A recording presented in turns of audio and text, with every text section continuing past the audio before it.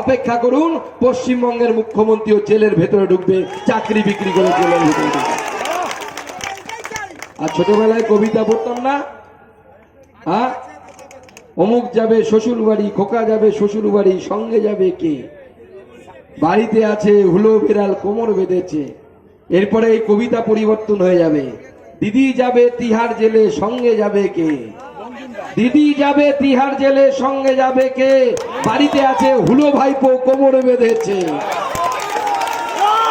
যাবে তিহার জেলে, সঙ্গে যাবে কে? বাড়িতে আছে হুলো ভাইপো কোমর বেঁধেছে।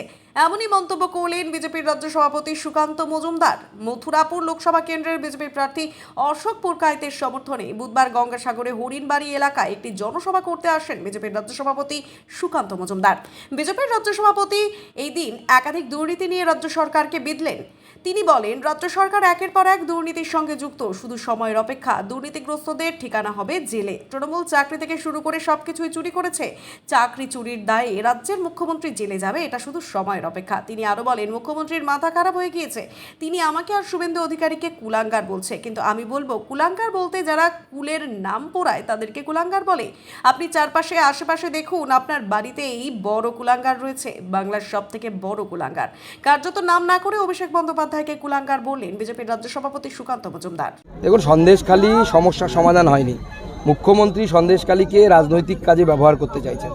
যেভাবে সমস্ত সন্দেশখালীর মহিলারা জাগ্রত হয়ে সমস্ত অভিযোগ আপনাদের সামনে, আমাদের সামনে এনেছিলেন, তারপরের থেকে মুখ্যমন্ত্রীর তৃণমূল কংগ্রেসের টনক নড়ে গেছে।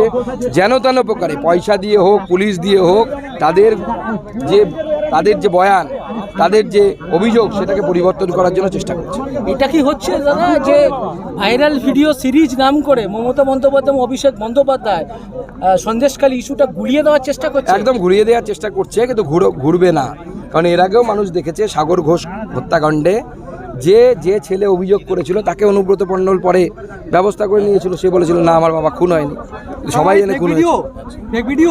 ভিডিও ফেক কি আছে সে তো পরে দেখা যাবে, কিন্তু বিষয় হচ্ছে একটা ভিডিওতে একজন বলছে, ফেক ভিডিও তো অবশ্যই, কারণ ভিডিও কেটে কেটে তৈরি করা হয়েছে। অন্য জায়গায় 600 জন এপিডিভিট করেছে, একটা সরকারি কাগজ, একটা বেসরকারি জিনিস। এটার প্রুফ আছে যে এটা সত্যি, যে এপিডিভিট হয়েছে। আর এটা যার ভিডিও দেখা যাচ্ছে সেই বলছে আমি বলিনি। তো অতএব এইটা অনেক বেশি ভারী। আপনি 600 জনের কথা বিশ্বাস না করে একজনের ভিডিওতে বিশ্বাস করেন।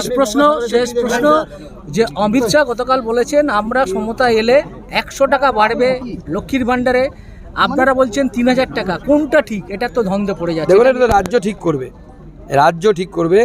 আমরা রাজ্যটা ঠিক করব, আমরা যে অন্নপূর্ণা ভাণ্ডারে 3000 টাকা করে দেবো। ঠিক আছে,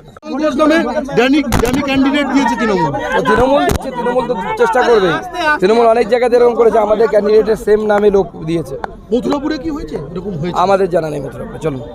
সন্দেশখালীতে তারা যারা নির্যাতিতা, তারা বলছেন আমরা শুভেন্দু অধিকারী পোস্টার লাগিয়েছিলাম, তারপর সেটা ছিঁড়ে দিয়েছে, আমরা প্রতিবাদ করেছি, কিন্তু গত 2 দিন ধরে তারা নির্যাতনের শিকার, কিন্তু এখনো পর্যন্ত রাজ্য নেতৃত্ব তাদের পাশে নেই। আমাদের রাজ্য নেতৃত্ব, কৃষ্ণেন্দু মুখার্জি যিনি ওখানকে কনভেনার আছেন, তিনি ওখানে পৌঁছে গেছেন।